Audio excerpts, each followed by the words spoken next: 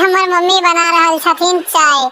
तो देखियो वो चाय केना बनबै छथिन, हुनकर चाय बनबै के तरीका देखियो। एमे बर्तन ल लेब, एमे दूध के ढारि देबै। आब एकरा गैस पर चढ़ा दै छी दूध के।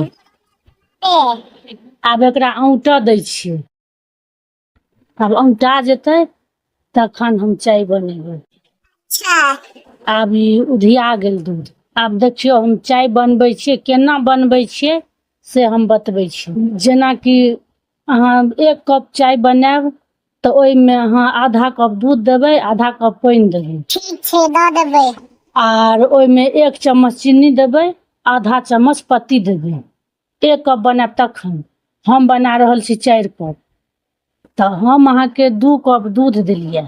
देखिए आब हम पानी देलियै, 2 कप पानियो देबै। 2 कप पानी देलियै, 4 कप भेलै। आ कनिक ओइमे दऽ देबै आधा कप पंचाद, जे कि चाय जे खौलेबै तऽ फिर जरबो करतै ने, तखन अहाँके 4 कप भऽ जेतै छनबै तऽ। तो ई चाय अहाँके नीक लागत। तऽ एहिमे अहाँ आधा पानी आधा दूध दऽ कऽ बनेबै तऽ ई चाय के स्वाद होइ छै। आब एहिमे हम पत्ती दै छियै, तो हम अहाँके आधा चम्मच हम दऽ दै छियै। 4 बेर दऽ दै छियै कि हम 4 कप बनबै छियै। आधा हम 4 बेर दऽ देलियै। और चीनी दै छियै, इहो हम दै छियै 4, हम 5 चम्मच चीनी देबै।